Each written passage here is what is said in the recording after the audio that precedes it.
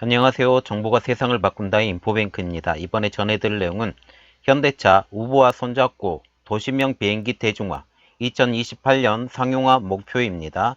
여러분의 구독과 좋아요는 저에게 많은 도움이 되오니 구독과 좋아요 많이 눌러주시기 바랍니다. 그러면 시작해 보겠습니다.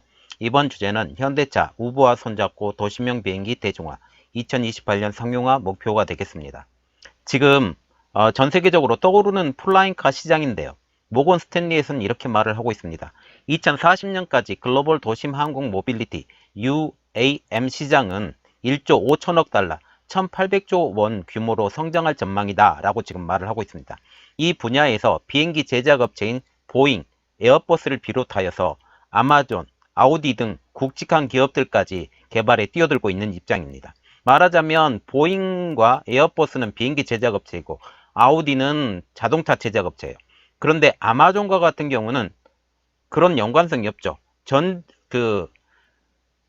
세계적으로 물건을 판매하고 있는 업체인데 이런 곳까지 개발에 뛰어들고 있다라는 겁니다. 그래서 지금 우버도 진입을 하려고 하고 있는데요. 우버는 당장 올해부터 플라잉카를 이용한 항공 택시를 선보일 방침입니다. 상용화는 2023년 지금 예상을 하고 있습니다. 자, 현대차도 지금 우버와 같이 진입을 준비를 하고 있는데요. 현대차는 작년 9월 달에 미국 항공우주국 나사에서 미래항공을 연구해온 신대원 박사를 부사장으로 영입하고 도심형 항공 모빌리티 부문을 전담하는 부서를 신설해 이 신재원 박사님에게 맡겼습니다. 그래서 현대차가 도심형 비행기의 도전 의의를 한번 보면 1년 전 미국 라스베이거스에서 국제가전정치회 CES에서 걸어다니는 자동차를 공개해서 눈길을 끌었던 현대자동차가 같은 장소에서 하늘을 나는 자동차 컨셉의 모델을 선보이게 된 것이죠. 미래 개인용 비행체가 기본 개념이지만 이는 현대자동차가 자동차 제조업체로서 이제는 모빌리티로 중심축을 옮기는 완성차 업체로서 지향점을 엿볼 수 있게 하는 대표적인 사건이 되겠습니다. 정의선 현대차 수석 부회장은 신재원 박사의 부회장 채용 후에 밝힌 미래의 자동차 50%, 개인용 비행체 30%, 로봇 20%를 생산하게 될 것이라는 현대차의 포부를 밝힌 바가 있었는데 이것의 대표적인 개인용 비행체 30%에 해당되는 것입니다. 그래서 현대차가 CES 2020에서 도심형 비행기 비전을 공개를 했는데 현대차는 CES 2020에서 본격적인 미래 모빌리티 비전을 선보이게 됐습니다. 현대차가 선보인 모빌리티 솔루션을 한번 보면 첫 번째로 도심 항공 모빌리티 UAM이라고 불리는 Urban Air Mobility입니다. 그리고 두 번째로 PBV 목적 기반 모빌리티인데 Purpose Built Vehicle 그리고 허브 모빌리티 환승 거점을 중심으로 해서 이 세 가지 모빌리티 솔루션을 구축하게 됐습니다. 현대자동차는 이 세 가지 솔루션을 토대로 해서 미래 도시와 사람들이 시공간의 제약에서 벗어나 더 많은 가치를 창출할 수 있는 기반을 제공하겠다는 구상을 담게 된 것이죠. 그 첫 번째 솔루션으로 도심 항공 모빌리티입니다. 얼번 에어 모빌리티라고 불리는데요. 현대차가 주장하는 도심 항공 모빌리티의 필요성에 대해서 한번 알아보겠는데 그것과 알기 전에 현대차가 꿈꾸는 미래 도시에 대해서 한번 알아보겠습니다. 현대차가 꿈꾸는 미래 도시는 도심 내 이동 시간을 획기적으로 줄여서 새로운 커뮤니티를 창출하는 역동적인 공간으로 만드는 도시가 현대차가 주장하는 현대차가 꿈꾸는 미래 도시입니다. 이 미래 도시의 구현을 위해서 만들어진 첫 번째 솔루션이 도심 항공 모빌리티, Urban Air Mobility가 되겠습니다. 그것을 실현하기 위해서 이번에 CES 2020에서 공개가 된 개인용 비행체 SA1입니다. 이렇게 생겼는데요.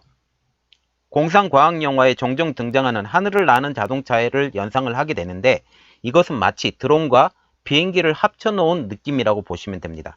보시면 드론처럼 보였어요. 드론처럼 보이는데 이게 대형 드론처럼 보이고 이게 날아다니기 때문에 비행기를 합쳐놓은 어떤 면에서 보면 헬리콥터처럼 비슷하게 생긴 거죠. 자, 성능을 한번 보겠습니다. 전기 추진 기반의 수직 이착륙이 가능하고요.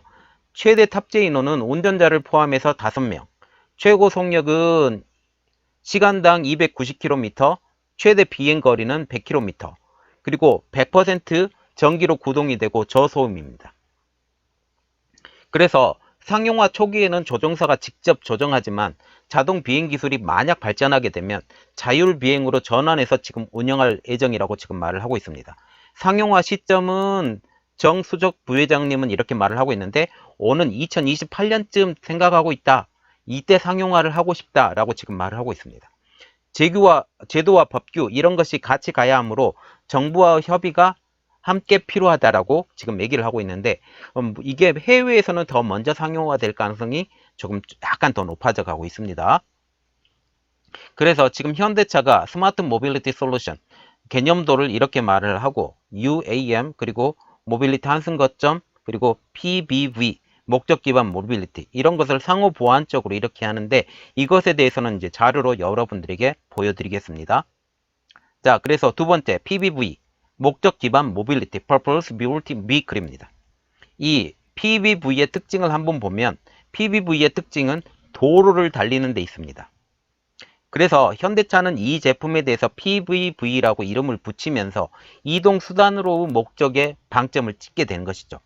그래서 차량 하부와 상부는 완전히 분리가 가능하고 차량의 목적에 따라서 길이를 4m에서 6m까지 조정할 수 있다고 하는데 이상엽 현대자동차 디자인 센터장님은 이렇게 말을 하고 있는데요. PBV는 샌프란시스코 도시의 랜드마크인 케이블카에서 영감을 받아서 디자인 유전자를 진보적인 관점에서 발전시켰다라고 합니다. 이게 그림을 하나 보여드리겠는데 이게 샌프란시스코의 랜드마크인 케이블카입니다. 자, 그래서 자체 내부에 맞춤 제작도 가능하다고 말씀하시는데요. 자체 내부에 맞춤 제작이 가능해서 목적지로 가는 동안 맞춤형 서비스의 차량을 자유롭게 누릴 수 있다고 합니다. 상부 하부가 분리가 되기 때문에 이게 특히 더 가능을 하게 되는데요. 여기서 밥을 먹을 수도 있고 커피를 마실 수도 있고 호텔처럼 잠을 잘 수도 있다라는 거죠. 그래서 병원과 약국 등 필수 시설을 차량 안에 구비를 할 수 있다는 게 큰 장점이 되겠습니다. 그래서 여기를 타는 모든 사람들이 이동 경험을 진화한 셈이다. 말하자면 그 열차를 탔을 때 이런 것들도 다 이 안에 구비되고 비행기를 탔을 때 이 안에 모든 걸 구비할 수 있는 것처럼 이 이동 경험을 이 안에 모두 다 집어넣은 것입니다. 그리고 세 번째로 허브, 모빌리티 환승 거점을 말을 하고 있는데 우리가 허브라고 하는 것을 대표적으로 보면 연결시켜준다 라는 개념인데요. 도시 전체를 거점으로 활용을 한다라는 겁니다. 최상층에는 항공택시가 이착륙하고 PBV는 건물과 연결하는 식으로 지금 이용을 하게 된다라는 건데요. 일종의 도킹 스테이션이라고 보시면 됩니다. 또한 이 허브 공간에 공연장, 전시장, 영화관이 입주가 되면 이 공간은 문화복합 공간으로 변모할 수 있다는 게 커다란 장점이 되겠습니다. 그래서 이 허브를 통해서 모든 것을 복합적으로 사용할 수 있고 행동할 수 있고 누릴 수 있는 게 가장 큰 장점이 되겠죠. 그래서 이것에 대해서 정수석 부회장님은 이렇게 말을 하고 있는데 우리는 도시와 인류의 삶에서 무엇이 중요한지 깊이 생각했다. 도시 항공 모빌리티와 PBV 허브의 긴밀한 연결을 통해서 끊임없이 이동의 자유를 제공하는 현대차의 새로운 스마트 모빌리티 솔루션은 사회의 활기를 불어넣고 인류를 위한 진보를 이어나가게 할 것이다 라고 말을 하고 있습니다. 그래서 현대차는 이동 시간의 혁신적 단축으로 도시간 경계를 허물고 의미 있는 시간 활용으로 사람이 좀 더 효율적으로 목표를 이루며 사람들이 함께 모일 수 있는 역동적인 인간 중심의 미래 도시 구현에 기여하겠다. 말하자면 이 허브를 통해서 이 모든 것을 원타임으로 즐길 수 있고 여기를 통해서 모든 행정의 중심 그리고 소통의 중심으로 만들어 나가겠다라는 지금 이 개념입니다. 그래서 CES는 시작점에 불과하다. 미래 모빌리티의 새로운 장을 열겠다라고 하는 게 커다란 포부라고 지금 말씀하고 계십니다. 자, 그래서 이것에 대해서 더 진화하는 단계로 우보와 맞손 잡는 현대차입니다.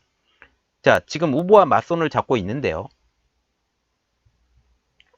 현대차는 우보와 PBV, 퍼스널 에어 비클을 기반으로 한 도심 항공 모빌리티의 전략적 파트너십을 공개를 했는데 현대차는 비행체를 개발하고 우버는 항공 승차 공유 네트워크, 말하자면 허브를 구축을 하고 이런 것들을 통해서 이 두 회사의 협력을 통해서 도심 항공 모빌리티 서비스를 제공한다라는 게 두 회사의 방침입니다. 특히 양사는 이착륙을 지원하는 인프라 컨셉 개발에 힘을 합칠 예정이라고 발표를 했는데요. 이것에 대한 현대차의 반응을 보면 현대차 신지원 부사장님은 이렇게 말을 했는데, 이제 우리는 도심 상공의 하늘을 열어줄 완전히 새로운 시대 앞에 와 있다. UAM, Urban Air Mobility는 지상의 교통 혼잡에서 해방되어 사람들이 의미 있고 가치 있는 활동을 할 수 있는 시간을 만들어 줄 것이다 라고 말을 하고 있습니다. 그리고 우버의 반응을 한번 보면 우버 엘리베이터의 에릭 엘릭슨 총괄님은 이렇게 말을 하고 있는데, 현대차는 자동차 제조업체 중 첫 번째 협력 파트너가 될 것이다. 현대차의 제조 역량과 우버의 플랫폼 기술이 결합되면 수년 내 항공택시 네트워크를 출범시키는 커다란 도약을 이룰 것이다 라고 말을 하고 있습니다.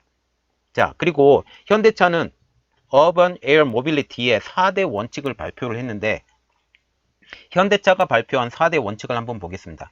첫 번째로는 안정성, 두 번째로는 저소음, 세 번째로는 경제적 접근 용이성, 네 번째로는 승객 중심인데, 특히 안전을 위해서 PAV, 프로펠러가 하나 이상이 있다 하더라도 문제없이 이착륙을 할 수 있도록 보증하는 것이다. 비상 상황을 대비해 낙하산 시스템도 갖출 예정이다. 이는 모터수를 2배로 늘려 만일의 사태를 대응한다는 것인데요.